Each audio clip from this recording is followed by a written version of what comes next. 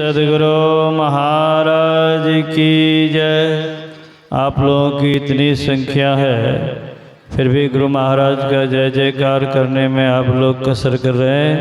एक बार हम सब लोग एक साथ गुरु महाराज का जय जयकार करें। श्री सद्गुरु महाराज की जय।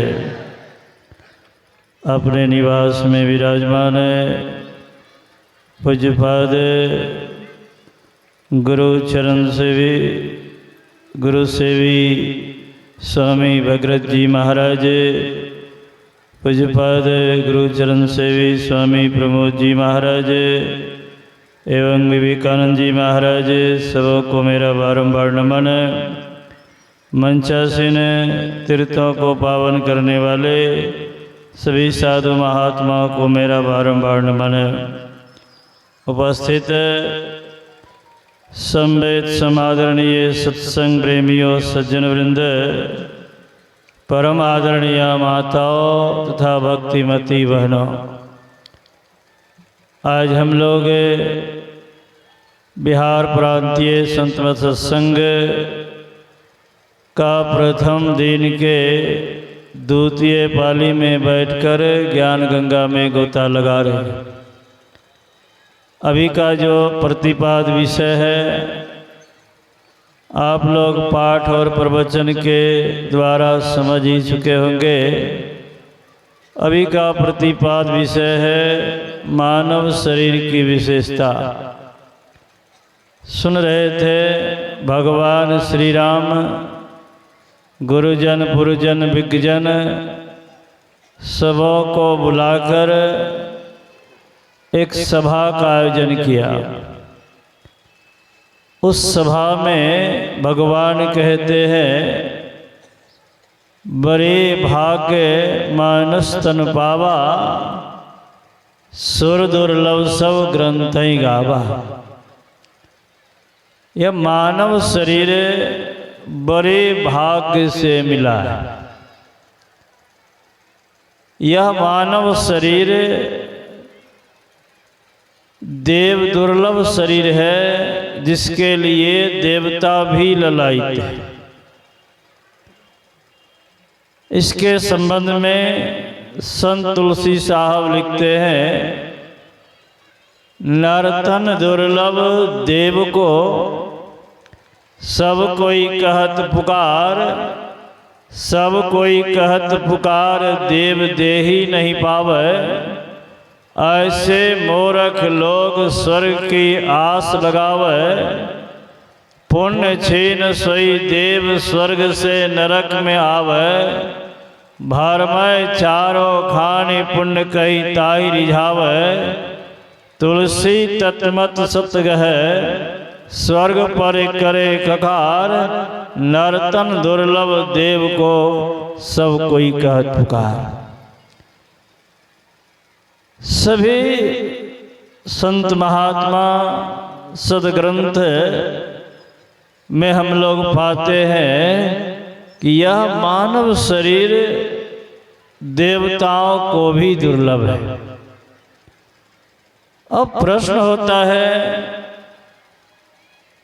कि मानव शरीर देवताओं से भी अधिक उपयोगी है, अधिक महत्वपूर्ण है, यह कैसे?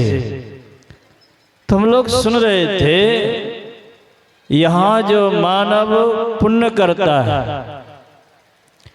पुण्य के का फल जो है स्वर्ग का सुख मिलता है, देवताओं के शरीर में जाते हैं।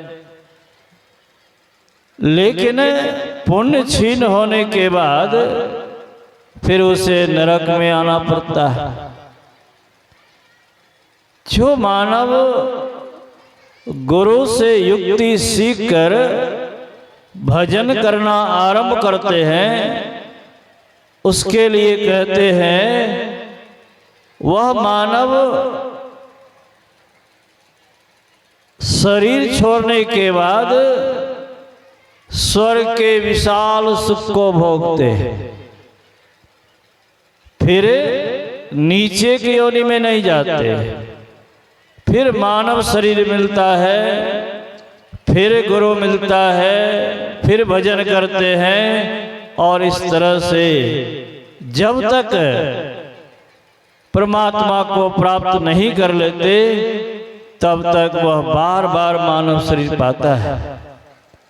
इसीलिए भगवान कहते हैं यह शरीर साधनों का धाम है, इसमें मोक्ष का द्वार है। यह शरीर सर्व साधन संपन्न है। इस शरीर से चाहे आप पुण्य कमा लो, चाहे पाप कमा लो, जो ऐसा कमाई आप करना चाहे कर सकते हैं। यह शरीर में सारे धाम है, सारे तीर्थ है और इसी शरीर से आप मोक्ष को भी प्राप्त कर सकते हैं। इसलिए लिखा है, उपनिषद में आया है, देहस्था सर्व विद्याश्च देहस्था सर्वदेवता देहस्था सर्व तीर्थानि गुरुवाक्येन लभ्यते। इस शरीर में सभी देवता, सभी विद्या, लेकिन सब कुछ इस शरीर में ही है। हम लोग खोजते कहाँ हैं? बाहर बाहर खोजते हैं। बाहर बाहर खोजने के कारण हम ठगे जाते हैं। जैसे आप लोग सुने होंगे, एक सज्जन के पास लाल था, वो आ रहा था, उसके पीछे एक ठग लग गया। तो ठग ने सोचा इसका लाल लेना चाहिए, पीछा किया, रात हो गया। रात में जो है धर्मशाला में ठहरा।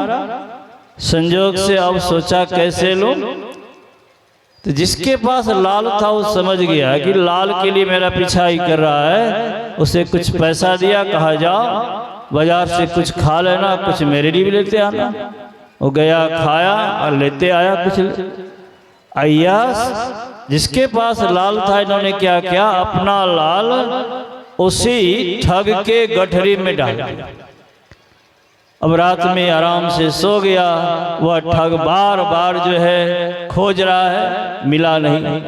सवेरे जब हुआ, पूछा आपके पास लाल है, मैं रात में बहुत प्रयत्न किया लेकिन मिला नहीं, वह कहाँ था, कहाँ रखे आप?